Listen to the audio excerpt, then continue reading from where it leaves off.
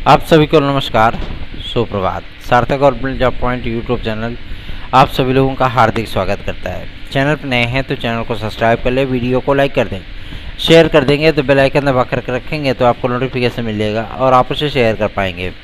आप सभी लोग एकजुट होकर के इस चैनल के साथ जुड़िए ताकि हमारा भी मनोबल ऊँचा रहे और आप सभी लोगों के लिए बेहतरीन कार्य भी हो सके।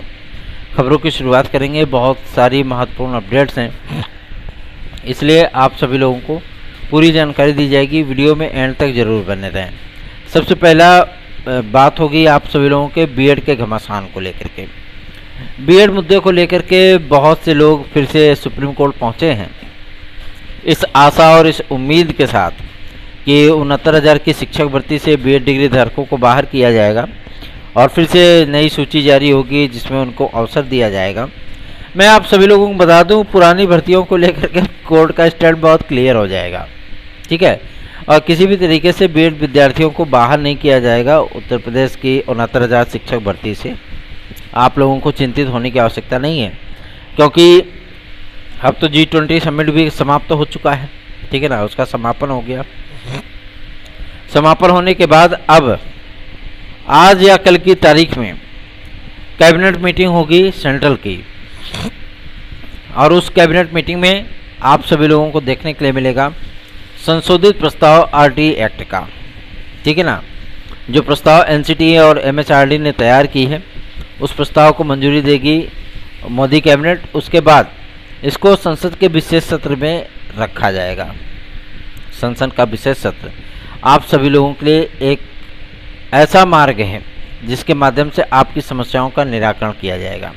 गवर्नमेंट अच्छी तरीके से जानती है इतने भारी संख्या में विद्यार्थियों का बाहर होना, जाहिर सी बात है, चुनावी मुद्दे को लेकर के भी कशमकश की स्थितियां उत्पन्न कर सकता है। आप सभी लोग एकजुट रहेंगे ना तो जाहिर सी बात है हम लोगों की ताकत बढ़ेगी। अधिक से अधिक लोगों को जोड़िए, वीडियो शेयर किया करिए और लाइक ज़रूर किया करिए। हम लोगों को एक नैतिक जीत मिली थी, जैसा कि शाम की वीडियो को हम लोगों ने बताया था, और आप सभी लोगों को पूरी जानकारी हम लोगों ने दी थी। हमने दी थी मतलब हम लोगों ने नहीं, क्योंकि टीम के साथ काम करते करते हम लोगों वाला शब्द आ गया है मुंह पे। और सबसे बड़ी चीज़ यह है कि एनसीटीए ने क्लियर कर दिया कि बीएड विद्यार्थियों को पुनः प्राथमिक शिक्षा भर्ती में लाने के लिए जो भी जरूरी संशोधन आदि थे उन सभी संशोधनों का प्रस्ताव हमने बना लिया है। उसको संशोधित गाइडलाइन में सम्मिलित भी कर दिया है। अब इस गाइडलाइन को एमएचआरडी और कैबिनेट ये दोनों मंजूरी देंगे और उसके बाद आरटीई एक्ट का संशोधित मसौदा तैयार किया जाएगा, मतलब संसद में पेश किया जाएगा। मसौदा तो पहले ही तैयार है। उसके बाद संसद के माध्यम से इसको पारित किया जाएगा और तुरंत ही राष्ट्रपति महोदय के पास इसको भेज भी दिया जाएगा। तो आप सभी लोगों को इन तमाम तथ्यों को लेकर के परेशान होने की आवश्यकता नहीं है, चाहे वो बीपीएससी का मैटर हो चाहे आपके केवीएस का मैटर हो। केवीएस के विज्ञापन को रद्द करने की बात सामने आ रही थी कि केवीएस का विज्ञापन रद्द किया जाएगा क्या, ऐसी कोई परिस्थितियां नहीं है। और केवीएस बीएड विद्यार्थियों को बाहर करके रिजल्ट तैयार नहीं करेगा। भले उन्होंने आरटीआई के जवाब में एक चीज़ें लिखी थी कि हम बीएड विद्यार्थियों के बिना रिजल्ट जारी करेंगे, और सबसे बड़ी चीज़ थी कि जब छत्तीसगढ़ वाले मैटर पे आदेश आया था तो उसके पहले का जो जवाब था, उसके बाद जब उनको ऑर्डर रिसीव करा दिया गया तो उनके सुर ही बदल गए, ठीक है ना। और सबसे बड़ी चीज़ ये है कि कई परिस्थितियों में अब कई बातें सामने आने लगी हैं। आज भी तमाम मुद्दों को लेकर के जो शिक्षा मित्र गए हैं कि हमको 40-45% की कटाव पे नौकरी मिल जाए, बीएड विद्यार्थियों को 45,000 सीटों से बाहर कर दिया जाए, क्योंकि 69,000 की शिक्षक भर्ती में लगभग 45,651 विद्यार्थियों का चयन हुआ है, टोटल बीएड के विद्यार्थियों का। और उनको बाहर करके शिक्षा मित्र चाहते हैं कि हमारा समायोजन हो जाए, लेकिन ऐसी परिस्थितियां फिलहाल होंगी नहीं, ठीक है ना। क्योंकि अब तो इसमें direct Uttar Pradesh government involve हो गई है और उत्तर प्रदेश गवर्नमेंट किसी भी कीमत पे बीएड विद्यार्थियों को बाहर करने के लिए नई दिशा निर्देश जारी करेगी, ठीक है ना। आपको परेशान होने की आवश्यकता नहीं है। जो हमारे भाई बहन नौकरी कर रहे हैं उनको चिंतित होने की आवश्यकता नहीं है। हम लोगों ने केवीएस पे जो याचिका डाली है सर्वोच्च न्यायालय में, उस याचिका की सुनवाई भी कल की डेट में होनी है, या हो सकता है आज की ही डेट में हो जाए, पॉसिबल है, ठीक है ना। और केवीएस को लेकर के भी फैसला बहुत जल्दी ही आने वाला है। आप सभी लोगों को रिजल्ट के पहले ये फैसला देखने के लिए मिल जाएगा। जो हमारे भाई बंधु इसमें सम्मिलित हुए थे, इन्होंने अच्छा स्कोर किया था, उनकी सर्विस पक्की हो चुकी थी, जाहिर सी बात है उनको नौकरी मिलेगी, उनको बाहर नहीं किया जाएगा। बीपीएससी से भी आप सभी लोग बाहर ना हो, इसके लिए हम सभी लोगों ने प्रयास शुरू किया था और उन प्रयासों का ही महत्व है कि वहाँ के शिक्षा मंत्री जी ने और साथ ही साथ आपके नीतीश कुमार जी ने जो मुख्यमंत्री हैं, उन्होंने भी एमएचआरडी को जो लेटर लिखा था, एनसीटी को जो लेटर लिखा था, उन पे उनको सहमति मिल चुकी है। और इस सहमति का इम्पैक्ट क्या होगा कि जब तक आपका संशोधित गाइडलाइन जारी नहीं किया जाता, ठीक है ना, संशोधित गाइडलाइन जारी करने के उपरांत और अभी भी जो गाइडलाइन है उस गाइडलाइन में बीएड विद्यार्थियों को सम्मिलित करने के लिए 5 वर्ष के लिए जो एलिजिबिलिटी होती है, अर्हता होती है, उसको शिथिल किया जा सकता है विशेष परिस्थितियों में, ठीक है ना।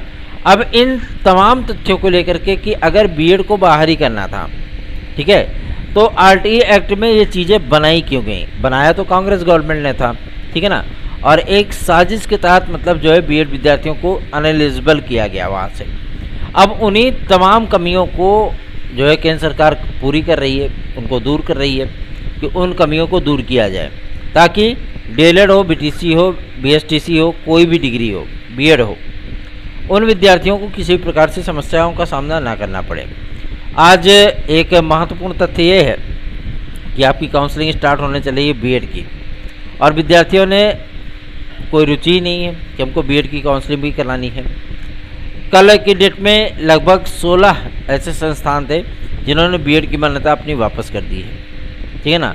सरकारी कॉलेजों की मैं बात नहीं कर रहा हूँ, मैं प्राइवेट कॉलेजों की बात कर रहा हूँ, उन्होंने बीएड की मान्यता वापस कर दी है। तो इन तमाम तथ्यों को लेकर के जो एनसीटी की गाइडलाइन आनी है, नेक्स्ट वीक आप सभी लोगों के शिक्षा मंत्रियों की जो मीटिंग है वो कंप्लीट की जा सकती है और उसी में ये संशोधित मसौदा जो है उसको पेश किया जाएगा, रखा जाएगा उनके सामने कि ये हमने गाइडलाइन तैयार की है, इस पर जिन राज्यों को सहमति हो, जिन राज्यों का विरोध हो, वो बता सकते हैं। जाहिर सी बात है कि कांग्रेस शासित गवर्नमेंट जो है वो इसका विरोध करेंगी, ठीक है ना, क्योंकि उन्होंने ही तो राजस्थान से बवाल खड़ा कराया था और ये बवाल फिर सर्वोच्च न्यायालय तक पहुंच गया, ठीक है ना। अब उनका विरोध करना ना करना ये अपनी अलग जगह पे है, लेकिन हमें चाहिए पीआरटी में आप सभी लोगों की एकजुटता की बदौलत ही हम सभी लोगों को नैतिक जीत मिल चुकी है और हम लोगों का ये प्रस्ताव संसद के विशेष सत्र में पारित हो जाए, इसके लिए हमको एकता बना करके रखनी है। अगर आप लोग एकजुट रहेंगे तो जाहिर सी बात है हम लोग दबाव बना पाने में सक्षम होंगे, ठीक है ना। आप सभी लोगों को मैं बताना चाहता हूँ कि जिस तरीके से हम लोगों ने मुहिम स्टार्ट की थी, जिस तरीके से दबाव बनाने की हम लोगों ने प्रयास किए थे, वो दबाव अब कारगर होता हुआ नज़र आ रहा है। एनसीटी की संशोधित गाइडलाइन आप सभी लोगों के फेवर में है और जाहिर सी बात है उसमें इस बात की भी घोषणा कर दी जाएगी, क्योंकि 2 मुद्दों पर चर्चा होनी है, एक आपका आरटीई एक्ट, दूसरा आपका नई शिक्षा नीति। इन 2 मुद्दों पर ही चर्चा होनी है, ठीक है ना। और इन दोनों मुद्दों में आप सभी लोगों की एलिजिबिलिटी को लेकर के जो नई शिक्षा नीति बनी है उसमें केवल बीएड डिग्री धारा की है, बाकी डीएलएड बीटीसी सब कुछ समाप्त है, कोई वो नहीं है, ठीक है ना। तो तमाम सरकारों ने पत्र लिखने शुरू कर दिए थे एमएचआरडी और एनसीटी को कि बीएड को लेकर के फैसले किए जाए, गाइडलाइन जारी की जाए, ताकि हमारी जो समस्याएं आ रही हैं भर्तियां करने में या टेट सीटेट सुपर टेट कराने में, हमको उन समस्याओं से निजात मिल सके, ठीक है ना। अभी कुछ विद्यार्थियों के सीटेट के सर्टिफिकेट भी इनवैलिड दिखा रहे थे, लेकिन ये छत्तीसगढ़ वाला ऑर्डर आने के बाद उनके रिजल्ट वैलिड दिखाने लगे, ठीक है ना। और सबसे बड़ी चीज़ ये है कि अब गवर्नमेंट इस मुद्दे पर काम करेगी, क्योंकि अब G20 से एकदम फ्री हो गए हैं ये, है ना, और उसका समापन हो गया, तो अब आप लोगों के इन्हीं मुद्दों पर कार्य होगा। आप सभी लोगों की समस्याएं हम लोग लगातार एक्टिव हैं, तो आप लोग एक्टिव हमें बनाए रखें, इसके लिए अधिक से अधिक लोगों में वीडियोस को शेयर किया करें। चलिए आगे बढ़ते हैं। अब बात करते हैं आपके टीजीटी पीजीटी 2022 को लेकर के। उसके पहले टीजीटी पीजीटी 2016-2021 के हमारे भाई बंधु अगर हमारी याचिका में सम्मिलित होकर के याची लाभ प्राप्त करना चाहते हैं तो आप लोगों को गारंटीड कर रहा हूँ विजय आपकी है। आप लोग बिना देर किए जुड़ जाइए, ठीक है ना, बिना देर किए जुड़ जाइए, लाभ की स्थितियों में रहेंगे। टीजीटी पीजीटी 2016-2021 के विद्यार्थी बिना देर किए जुड़िए, ठीक है ना। और आप सभी लोगों को मैं बता देना चाहता हूँ कि इस केस में विजय हम लोगों की सुनिश्चित है, सुनिश्चित है। आप लोगों की काउंसलिंग होना और आपको नियुक्ति मिलना ये सुनिश्चित है, विजय सुनिश्चित है। तो देर मत करिए, 830 32 72 282 इस व्हाट्सएप नंबर पर हमसे जुड़ सकते हैं। आप बातचीत करके आप सभी लोग इस याचिका में पार्टिसिपेट करिए। और 2016-2021 के जो हमारे भाई बंधु हैं जो कि पहले भी कंपटीशन से बाहर हो चुके हैं, लेकिन उनकी उम्मीद की एक किरण जो है वो अभी भी हाई कोर्ट में जिंदा है, ठीक है ना। तो आप लोग देर मत करिए, फटाफट जुड़ जाइए। चलिए आगे बढ़ते हैं। अब बात करते हैं 2022 टीजीटी पीजीटी को लेकर के। 2022 टीजीटी पीजीटी के लिए मैं आप लोगों को बता देना चाहता हूं कि जिन जिन परिस्थितियों में हम लोगों ने पदों की संख्या को बढ़ाने के लिए प्रयास किए, अब वो साकार हो चुका है, पद बढ़ चुके हैं। और आप सभी लोगों का ये 9,10,000 मान लीजिए, ठीक है ना, ये पद संख्या हो चुकी है और इसी पे आप लोगों की परीक्षाएं भी कराई जाएंगी। ठीक, रही बात शिक्षा सेवा चयन आयोग की, तो आज समाचार पत्रों में आप सभी लोगों को ये चीज़ें देखने के लिए मिली होंगी कि शिक्षा सेवा चयन आयोग में देरी से फंसेंगी शिक्षक भर्तियाँ। ऐसी कोई परिस्थितियाँ नहीं हैं, कोई शिक्षक भर्ती आपकी फंसने वाली नहीं है, ठीक है ना।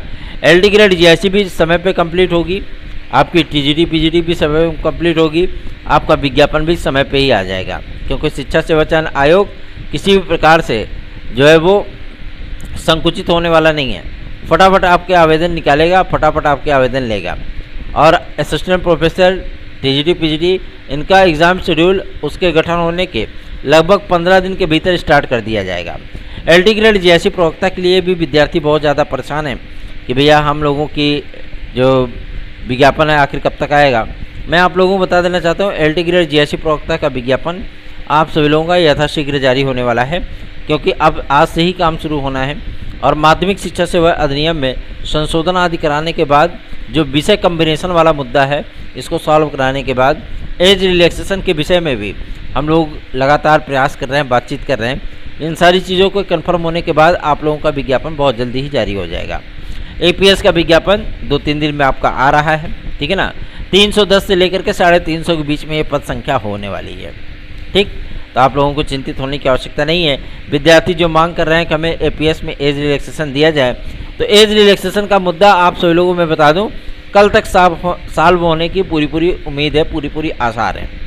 आप लोगों को मैं बताना चाहता हूं कि यूपी कांस्टेबल और UPSI के जो हमारे भाई बंधु हैं वो तत्काल इस चैनल से जुड़ जाएं, क्योंकि उनके लिए बहुत प्रयास किया जा रहा है, ठीक है ना। चाहे वो आयु वर्ग की छूट को लेकर के हो या आप सभी लोगों के विज्ञापन निकलवाने को लेकर के हो, ठीक है ना।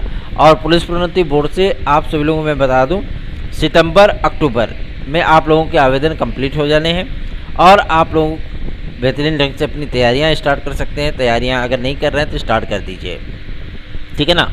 और आगे बढ़ते हैं। अब बात करेंगे आपके सबसे महत्वपूर्ण मुद्दे को लेकर के, जो कि संबंधित है TGT PGT की प्रतीक्षा सूची को लेकर के। तो अभी ये जो कोर्ट केस चल रहा है हाई कोर्ट में, ये फाइनल होगा। फाइनल होने के बाद जो समायोजन की अभी चूँकि जो काउंसलिंग हुई थी उनको नियुक्तियों के लिए पैनल रिलीज़ किए गए हैं, उनकी नियुक्तियाँ होंगी। मान लीजिए कि कुछ विद्यार्थी अदर जगह अगर नौकरी पा गए हैं तो वो ज्वाइन नहीं करेंगे, फिर सीटें रिक्त रहेंगी, फिर उन पूरी सीटों का ब्यौरा तैयार किया जाएगा। फिर आपकी प्रतीक्षा सूची हाई कोर्ट में पेंडिंग याचिका की सुनवाई पर जितने यात्रीगण हमारे साथ जुड़ रहे हैं उन सभी की जो है मतलब फाइलें देखी जाएंगी। उनको भी चूँकि नियुक्तियाँ देनी है और नियुक्तियाँ देने के लिए जब आपकी काउंसलिंग होगी दोनों लोगों की साथ में होगी, ठीक है ना। तो आपको चिंतित होने की आवश्यकता नहीं है, आप लोग जुड़ सकते हैं हमारे साथ में 830 32 72 282 इस व्हाट्सएप नंबर पर। और रही बात BEd डिग्री धारकों की, मैं आप सभी लोगों को बता देना चाहता हूं, आप लोग सक्रिय रहिए, एकजुट रहिए, अधिक से अधिक लोगों को वीडियो शेयर किया करिए, चैनल को सब्सक्राइब करें, वीडियो को लाइक किया करें। आज का जो हम लोगों का महाआंदोलन है और जो हम लोगों ने गेम प्लान पूरा तैयार किया है दिल्ली जाकर के जंतर मंतर पर प्रदर्शन करने का, लगभग 25,000 विद्यार्थियों को एकत्रित करने का प्लान है, ठीक है ना। विभिन्न राज्यों से, ऐसा नहीं केवल उत्तर प्रदेश से, विभिन्न राज्यों से, चाहे वो उत्तराखंड हो, झारखंड हो, छत्तीसगढ़ हो, मध्य प्रदेश हो, हर जगह से हम लोग विद्यार्थियों को एकत्रित करेंगे और एक लंबी मुहिम हम लोग स्टार्ट करने चल रहे हैं, ताकि संसद का ये जो विशेष सत्र 14 तारीख से स्टार्ट होने चल रहा है, इसी में हमारा RT एक्ट का संशोधित बिल वो पारित कर दिया जाए और उसको राष्ट्रपति महोदय के पास सेंड कर दिया जाए। आप लोगों की एकता से ही ये चीज़ें मुमकिन हो पाएंगी।